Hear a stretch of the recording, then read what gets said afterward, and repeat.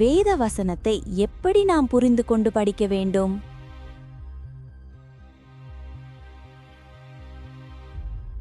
மூடி இருக்கிறாங்க, கண்களால பார்க்க முடியல. மேசியா வந்திருக்கிறார், மேசியா இவர் தான் தெரியல அவங்களுக்கு. அப்பனா இவங்க ஆரம்பத்துல இருந்து எப்படி தெரியுங்க இருக்காங்க? குருட்டா இருக்கிறாங்க. கிறிஸ்து பண்ண அடையாளத்துல ஒரு பாடம், குருட்டான இஸ்ரேல் மக்கள் ஆரம்பத்துல இருந்து குருட்டு. இந்த குருட்டை நீக்கி போடுறதுக்கு தான் இயேசு கிறிஸ்துவே வந்தாருங்களா? இது அவரே சொல்றாரு. எப்படி குருட்டுனா, இவங்களை வழி நடத்தினாங்க இல்லைங்களா? பரிசேயர்கள், சதுசேயர்கள், வேதபாரர்கள், பிரதான ஆசாரியர்கள், ஜனத்தின் மூப்பர்கள் இவங்க நிற்கிறாங்க.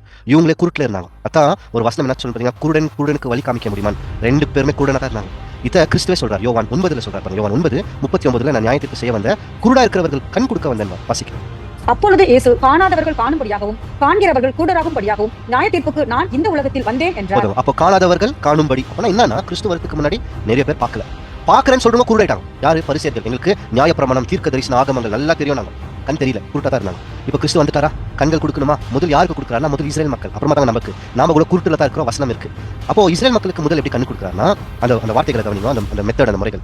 எச்சே துப்புறார், அந்த உமிழ் நீரை துப்புறார், மண் எடுத்து பெசிறாரு, கண்களில் போடுறாரு. அப்புறமா அவங்க சீலம் குளத்துக்கு போனோம், கண்களை கழுவினோம், கண் வந்துடும். இதுதான் அந்த மனுஷன் செய்தான். அப்போ இஸ்ரேல் மக்கள் கூட குருட்டுல இருக்கிறாங்கன்னா, அப்போ அவங்களுக்கு கூட கண் வரணும், மனக்கண்கள் வரணும்னா இந்த விஷயம் அவங்களுக்கு நடக்கணும். அப்போ வாயிலிருந்து வந்த உமிழ் நீர்னா என்ன, மண்ணுனா என்ன, சீலம் குளம்னா என்ன, தண்ணினா என்ன, அது தெரிஞ்சாதான் இவங்களுக்கு கண்ணே வரும். கிறிஸ்து கொடுத்தாரு கண்ணு. எப்படி தெரியுங்களா கொடுத்தாரு? நல்லா கவனிங்க. வாயிலிருந்து, தேவனுடைய வாயிலிருந்து என்ன வரும்னா வார்த்தை, மூச்சு, ஆவி. கிறிஸ்து கூட என்ன பண்ணிருக்காருன்னா, ஆவியை ஊதி பெற்றுக்கொள்ளுங்கள் சீசர்களுக்கு. ஆவி வெளிப்படுத்துதல், அதாவது நிறைய தீர்க்க தரிசனங்கள், ஜீவன், உமிழ் நீர் இதெல்லாம் வரும். இப்போ கிறிஸ்து இங்க உமிழ் நீரை கொடுத்து தண்ணியா பிசைஞ்சு, தண்ணி மாதிரி இருக்கும், அதை மண்ணில இருந்து எடுத்து கண்ணில் போட்டார். இந்த உமிழ் நீரை ஏன் பயன்படுத்தினார்னா, நம்மளுக்கு மனுஷர்களுக்கு டிஎன்ஏ இருக்குது இல்லைங்களா, நம்மளுடைய உயிருக்கான அந்த டிஎன்ஏ ஃபார்முலா, இது வந்து எச்சல் இருக்கும் நம்மளுக்கு உமிழ் நீர்ல. நான் யார்? என்னுடைய உமிழ் நீரை எடுத்து மெடிக்கல் ரீதியாக, மருத்துவ ரீதியாக சோதிச்சாங்கன்னா என்னோட டிஎன்ஏ கண்டுபிடிக்கலாம். கிறிஸ்து பிதாவாகிய தேவனுடைய வார்த்தை, வசனமே இருக்கு. ஆமாவா இல்லையா? அவர் தானே தேவனுடைய வார்த்தை, ஆதியிலே வார்த்தை இருந்தது. அப்போ வார்த்தை தானே, அந்த வார்த்தை தான் வந்தார். அவருக்குள்ளோ தேவத்துவத்தின் பரிபூர்ணமத்தா டிஎன்ஏ இருந்துச்சு.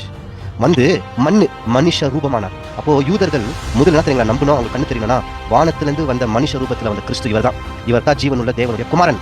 இதை முதல் விசுவாசிக்கணும் யூதர்கள். அதுக்கப்புறமா அவங்க சீலோம் குளத்துக்கு போகணும். அப்போ சீலோம் என்றால் என்ன? அனுப்பப்பட்டதுன்னு தானே அர்த்தம். சீலோம்னா என்ன? சென்ட்னு அர்த்தம். அப்போஸ்தலர்கள் பேர் நம்ம படிச்சிருக்கோம் இல்லைங்களா? இதுல முதல் அப்போஸ்தலர்களே முதல் அப்போஸ்தலன் யார்?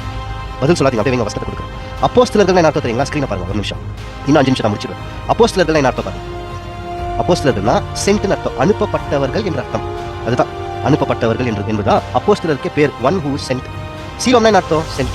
இப்ப கவனிங்க, அப்போஸ்தலர்கள்ல முதல் அப்போஸ்தலன் யார்? பேதுரு கூட இல்ல, அந்திரியா கூட கிடையாது. யார் தெரியுங்களா முதல் அப்போஸ்தலன்? வசனத்தை நீங்க வாசிங்க.